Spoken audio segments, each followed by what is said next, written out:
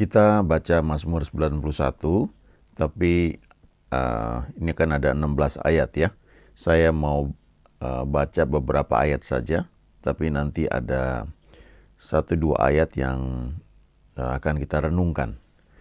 Mazmur 91 dari ayat 9. Sebab Tuhan ialah tempat perlindunganmu, yang maha tinggi telah kau buat tempat perteduhanmu. Malapetaka tidak akan menimpa kamu, dan tulah tidak akan mendekat kepada kemahmu. Sebab malaikat-malaikatnya akan diperintahkannya kepadamu untuk menjaga engkau di segala jalanmu. Mereka akan menatang engkau di atas tangannya, supaya kakimu jangan terantuk kepada batu. Singa dan ular tedung akan kau langkahi, engkau akan menginjak anak singa dan ular naga.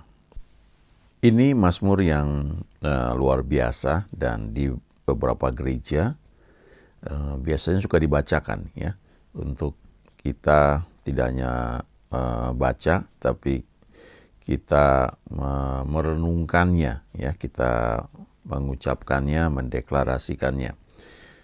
Nah, kalau kita lihat Mazmur ini merupakan mazmur janji perlindungan dari Tuhan bagi kita yang percaya. Dan kalau kita lihat ya, inti atau poin utama yang merupakan bagian kita untuk kita lakukan, itu sebenarnya cuma ada di ayat 1, lalu di ayat 9 ya. Lalu nanti juga ada di ayat 14 ya, dan 15. Nah, poinnya itu sebenarnya cuma menjadikan Tuhan itu tempat perlindungan kita. Ya, seperti di ayat 9 ini, sebab Tuhan ialah tempat perlindunganmu. Nah, bagaimana kita menjadikan Tuhan itu tempat perlindungan kita? Itu keputusannya ada pada kita ya.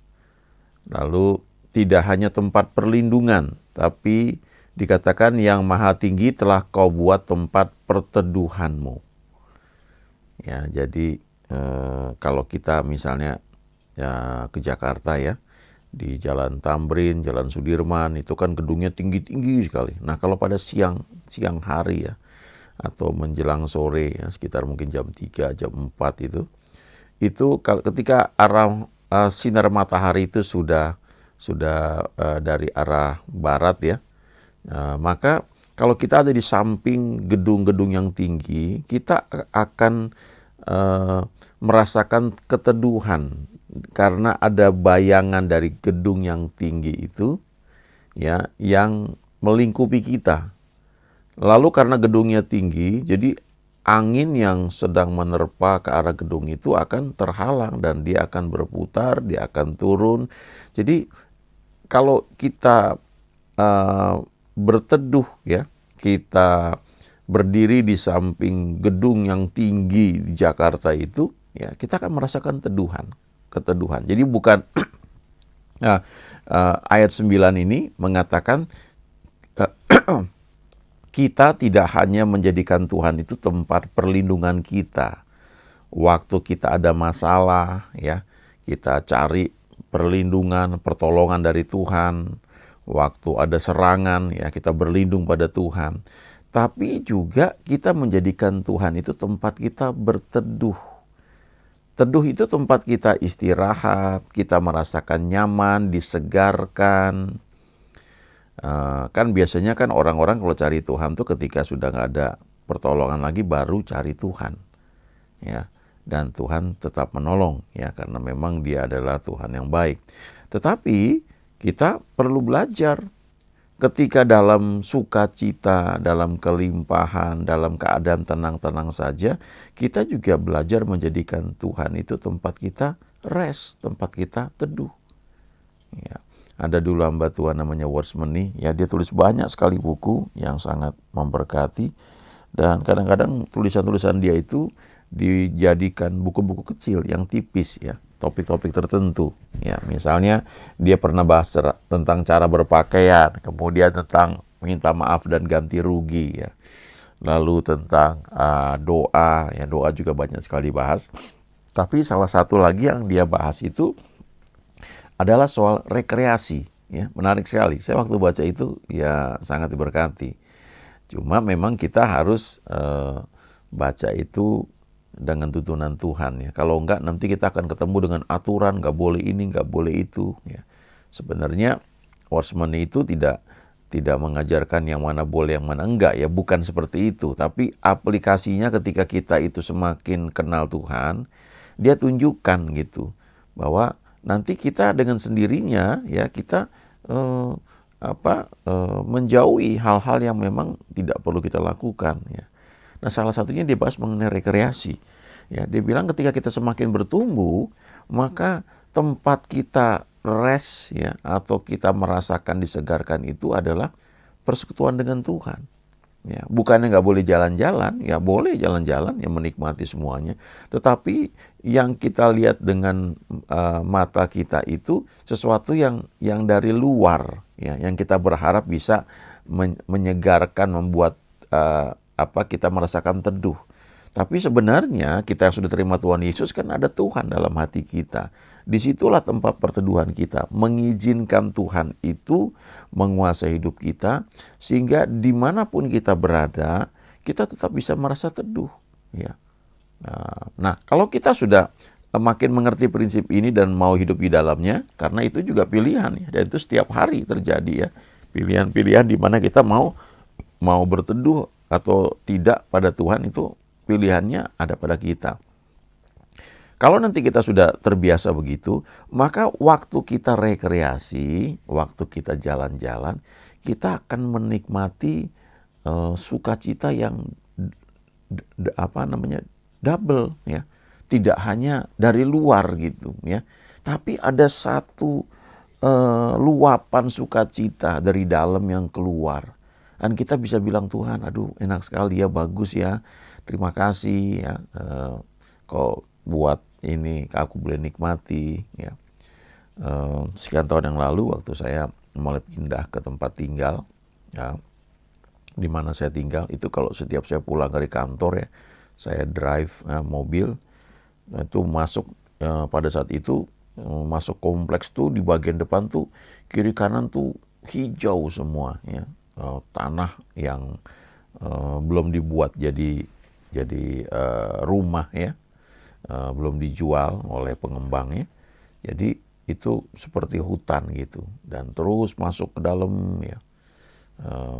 Selalu saya bilang, Tuhan terima kasih, bagus ya Tuhan ya, terima kasih ya, makasih boleh tinggal di sini ya, terima kasih. Dan itu ketika dilakukan ya, nanti waktu kita ke tempat lain, jalan-jalan pun kita bisa menikmati ya. Waduh Tuhan bagus ya. Ada satu luapan sukacita yang itu terjadi karena kita mengizinkan Tuhan itu menjadi tempat kita untuk berteduh ya, merasakan rest ya. Nah, itu keputusan ada pada kita. Kalau kita lakukan hal itu ya, maka yang lain tuh janji-janji yang tergenapi dengan sendirinya. Misalnya ayat 10, malapetaka tidak akan menimpa kamu ya. Kita nggak perlu tengking-tengking, ya. Dengan sendirinya ada perlindungan dari Tuhan. Ya. Lalu tulah tidak akan mendekat kepada kemahmu. Ya. Artinya tulah atau kutuk itu tidak akan nyampe kepada kamu atau tempat tinggalmu. Ya. Lalu ayat 11, sebab malaikat-malaikatnya akan diperintahkannya kepadamu untuk menjaga engkau di segala jalanmu. Jadi ini dengan sendirinya malaikat-malaikat diperintahkan kepada kita untuk menjaga kita di segala jalan kita. Ya. Ayat 12, mereka akan menatang engkau di atas tangannya supaya kakimu jangan terantuk kepada batu. Ya. Pernah renungkan nggak bahwa karena ada malaikat-malaikat yang jagai kita, maka kita pun tidak tersandung oleh batu.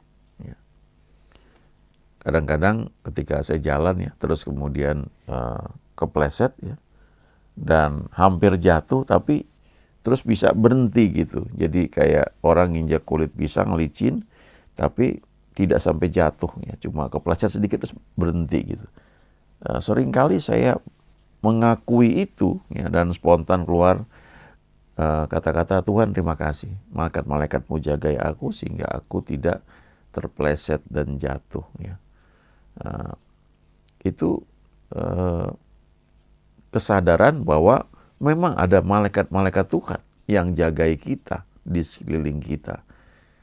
Nah, cuma sekali lagi setiap hari itu merupakan keputusan kita. Apakah kita mau menjadikan Tuhan itu tidak hanya tempat perlindungan, tapi juga tempat perteduhan.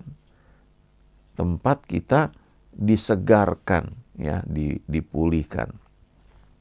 Kadang-kadang mungkin kita kalau nggak hati-hati itu kita bisa terjebak dalam satu metode. Dalam pelayanan pun juga jadi metode. Semua sudah dibuat jadi metode. Metode itu prinsip-prinsip yang perlu kita ketahui, tapi dalam penerapannya, dalam melakukannya, tetap kita harus bergantung sama Tuhan, melibatkan Tuhan, tanya Tuhan. Jadi metode itu tidak digunakan di luar tuntunan Tuhan. Ya, Tuhan berkata di Yohanes 15, di luar aku kamu tidak dapat berbuat apa-apa. Nah, perhatikan ayat 13 ya. Tadi pagi saya terbangun ayat ini muncul ya. Singa dan ular tedung akan kau langkahi, engkau akan menginjak anak singa dan ular naga. Nah, kita lihat ya, baik singa, ular tedung, ya, juga anak singa dan ular naga, itu dua-duanya ya, keempat hal ini melambangkan kuasa jahat ya, atau sesuatu yang mau menelan kita atau mau memakan kita atau mau memperdayakan kita ya, itu pekerjaan iblis.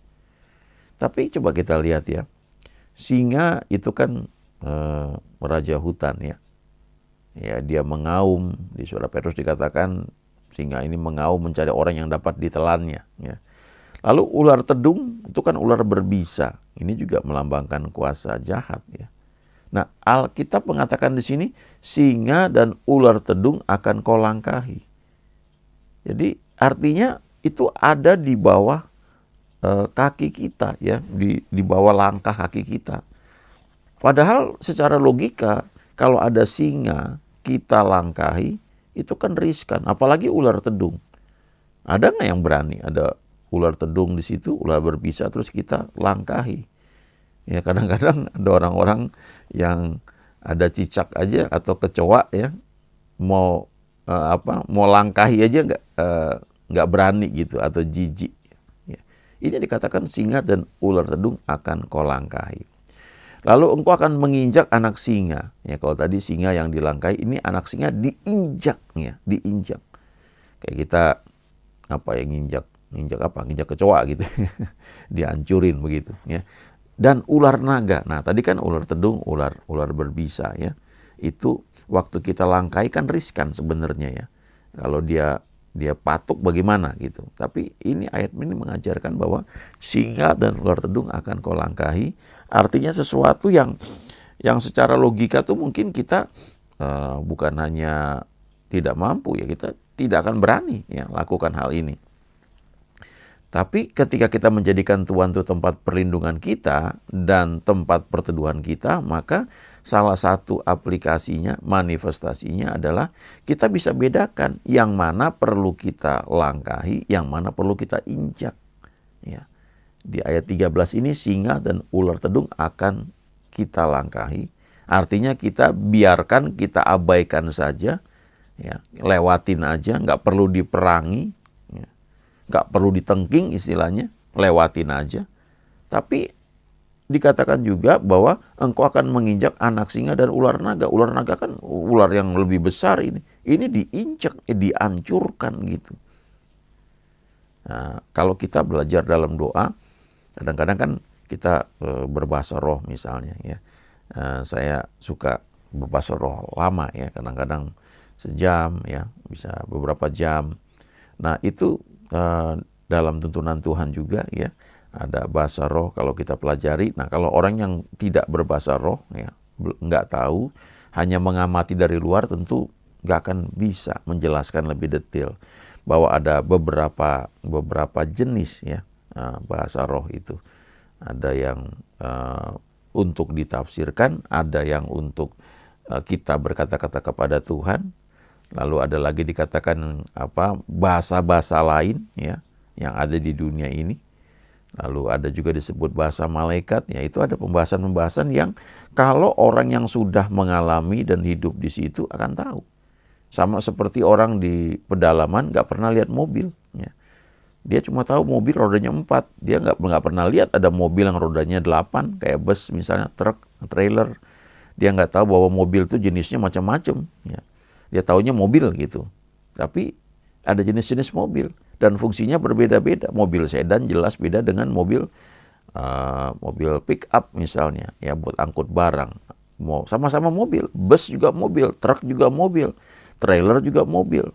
Nah, kalau kita tidak tahu bahwa semua mobil itu masing-masing ada fungsi yang berbeda, apalagi kita nggak pernah drive itu mobil, kita nggak ngerti. Ya, kita cuma melihat dari luar, dari kejauhan. Nah, kadang-kadang kita dalam gunakan bahasa roh itu, satu kita bisa berkata-kata kepada Tuhan, tapi kadang-kadang waktu kita pakai itu seperti kita sedang membangkitkan iman kita sedang melakukan suatu deklarasi peperangan di alam roh ya, seperti itu ya. Nah, kalau kita tidak dalam tuntunan Tuhan, itu akan jadi satu metode juga ya. Padahal ada saatnya kita itu teduh. Ya. Ada saatnya tidak hanya kita menginjak anak singa dan ular naga, menghancurkannya, menolak menengkingnya, tapi juga kadang-kadang kita perlu hindari saja. Ya. Nggak perlu buang-buang energi untuk diperangi. Semua itu dalam tuntunan Tuhan. Itu sebabnya Mazmur 91 ini dimulai ya di ayat 1 dalam bahasa Inggrisnya itu dikatakan, He that dwell in the secret place of the Most High, ya, shall abide under the shadow of the Almighty. He who dwells in the secret place. Ya. Jadi ini sebenarnya poin utamanya. Orang yang berdiam, yang tinggal dalam tempat rahasia dari Tuhan yang Maha Tinggi. Ya, itu poinnya sebenarnya. Ya, kalau bahasa Indonesia kan ayat ini bilang di ayat 1, orang yang duduk dalam lindungan yang Maha Tinggi. Lalu, dan bermalam dalam naungan yang Maha Kuasa. Itu ayat 1 ya. Tapi kalau bahasa Inggris itu bilangnya begini, He that dwell atau he who dwells, dia yang berdiam ya. Yang kalau di bahasa Inggris itu ada istilah visits ya. Visit itu mengunjungi, bertamu.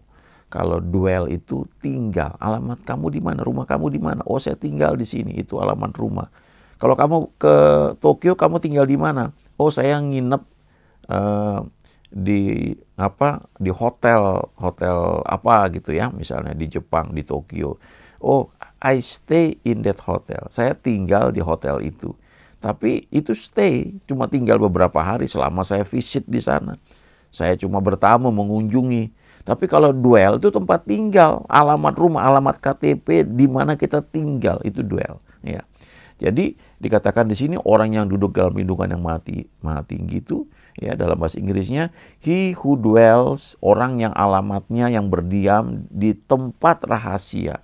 Tempat rahasia artinya nggak semua orang tahu. Ya, sama-sama Kristen mungkin, sama-sama sudah penuh Roh Kudus, sama-sama berbahasa roh, sama-sama hamba Tuhan, sama-sama jadi pendeta, sama-sama jadi gembala gereja misalnya, atau jadi pendoa. Tapi masalahnya, apakah kita itu dwells in the secret place of the Most High, tempat yang rahasia, yang cuma hanya kita dan Tuhan yang tahu. Ya. Of the Most High, dari Tuhan yang Maha Tinggi. Shall abide under the shadow of the Almighty. Akan tinggal aman teduh di bawah bayangan dari Tuhan yang Maha Tinggi. Ya. Jadi intinya memang persekutuan dengan Tuhan dan tidak bisa ditinggalkan. Nah, kalau kita hidup di situ, nanti kita tahu yang mana yang cukup kita langkahi, nggak perlu diperangi, diemin aja. Tapi yang mana perlu kita tengking, kita lawan, karena semua dalam tuntunan Tuhan. Ya. Jadi kita akan melihat, kita menikmati bahwa Tuhan itu Tuhan yang baik, yang selalu dapat diandalkan. Amin.